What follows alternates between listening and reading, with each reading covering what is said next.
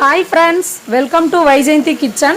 நம்ம கிச்சனில் இன்றைக்கி சின்ன நெல்லிக்காய்ன்னு சொல்லுவாங்கள்ல, நம்ம வீட்டிலே இருக்குதுங்க. வீட்டுக்கு முன்னாடி அந்த மரத்தில் நம்ம டைரெக்டாக ஃப்ரெஷ்ஷாக பறித்து இன்றைக்கி இந்த மாதிரி வறுவல் பண்ண போகிறோம். 5 நிமிஷத்தில் பண்ணிடலாங்க. ரொம்ப ரொம்ப டேஸ்டியான ஒரு சத்தான ஒரு ரெசிபி இது. வாங்க, இப்போ நம்ம வீட்டு முன்னாடி இருக்கிற மரத்தில் தனிஷ் நெல்லிக்காய் பறிக்க போகிறான் இன்றைக்கி. இந்த சிறு நெல்லிக்காய் நம்ம நல்லா பழுத்த பின்னாடி பறித்து அதை இந்த மாதிரி வறுவல் செஞ்சு சாப்பிட்டோம்னா ரொம்பவே டேஸ்ட்டாக இருக்கும். இது நெல்லிக்காய் ஊறுகாய்ன்னு கூட சொல்லலாம். ரொம்ப ரொம்ப சூப்பராக இருக்குதுங்க. ஒயிட் ரைஸ்க்கு வச்சு சாப்பிடக்குள்ள அவ்வளோ டேஸ்ட்டாக இருந்துச்சு.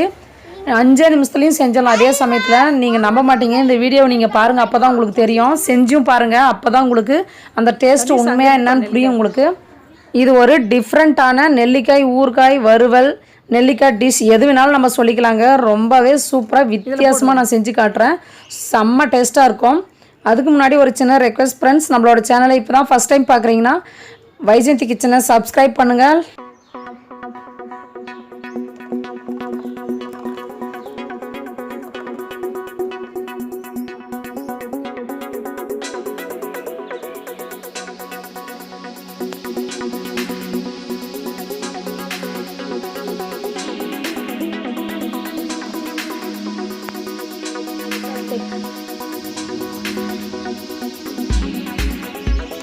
தனிஷ், நமக்கு எவ்வளோ கிடைச்சிருக்கு?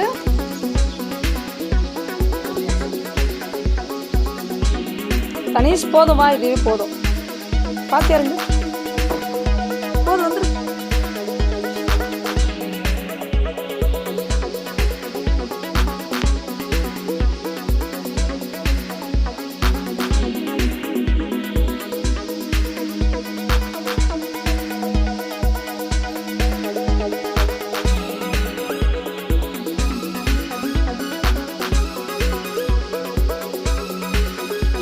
பாருங்க, எங்களுக்கு இப்போ நெல்லிக்காய் கிடச்சிருக்கு.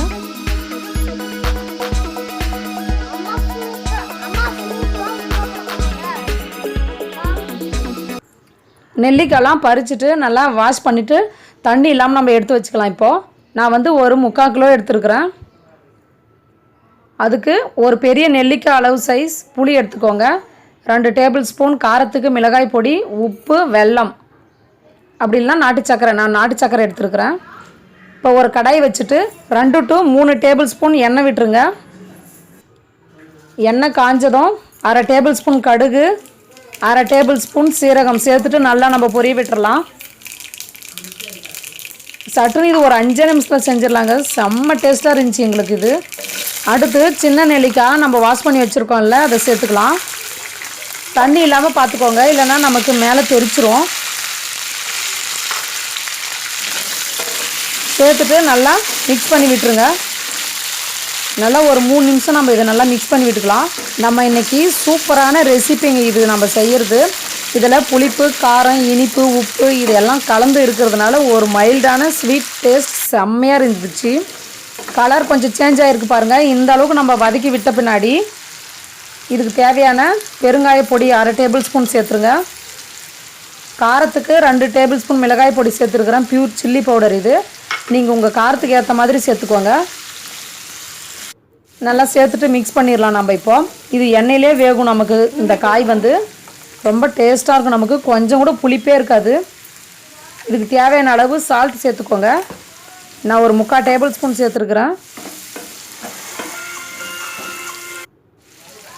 இப்போ நான் நெல்லிக்காய் சைஸ் அளவு புளி கரைச்சி வச்சுன்னு சொல்லியிருந்தேன்ல, அதை சேர்த்துக்கிறேங்க. புளி தண்ணி. இந்த புளி தண்ணியிலே இது ஒரு 2 நிமிஷம் நமக்கு இன்னும் வேகட்டும். நல்லா நமக்கு ஊறவே தேவையில்லை. இந்த நெல்லிக்காய் நம்ம வதக்கிறதுலே ஃபுல்லாக நமக்கு அந்த மசாலாலாம் அப்சர்வ் ஆகிட்டு செம்ம டேஸ்ட்டாக இருக்கும். இப்போது நான் நாட்டு சக்கரை எடுத்துருக்குறேன். ஒரு 100 கிராம் மேலே இருக்குங்க. நீங்கள் உங்கள் இனிப்புக்கு தகுந்த மாதிரி நீங்கள் சேர்த்துக்கோங்க. சேர்த்துட்டு நல்லா மிக்ஸ் பண்ணி விட்டுருங்க.